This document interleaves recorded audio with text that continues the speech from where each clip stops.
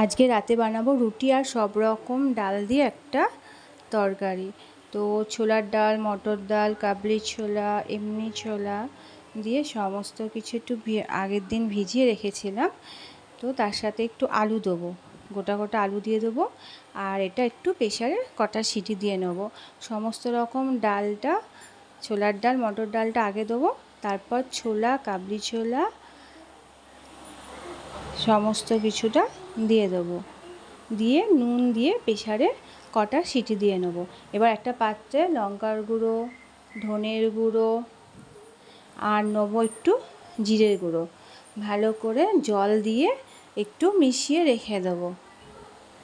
কিছুক্ষণ মিশিয়ে রেখে দেবো। একটা কড়াইতে একটু তেজপাতা, পাঁচফোড়ন আর শুকনো লঙ্কা সম্বাদ দিয়ে তার মধ্যে একটু টমেটো কুচি দেবো। আর ওই যে মেখে রাখা মেশানো যে মশলাটা ওটা দিয়ে দেবো, দিয়ে ভালো করে নেড়ে চেড়ে একটু কষে নেবো। তারপর স্বাদ মতন একটু নুন হলুদ দেবো। আর একটু গেটাপে একটু আদা কুচি করে রেখেছিলাম সেটা দিয়ে দেবো। আর স্বাদ মতন একটু মিষ্টি দেবো, কারণ একটু ঘুগনিতে একটু মিষ্টি না দিলে ভালো লাগে না।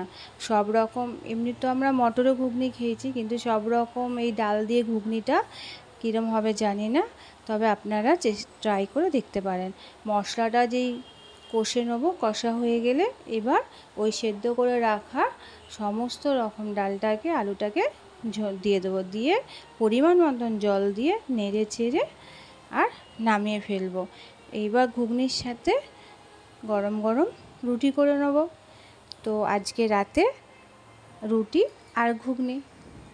তো আপনারাও এইভাবে বানিয়ে খেতে পারেন, এটা নতুনত্ব।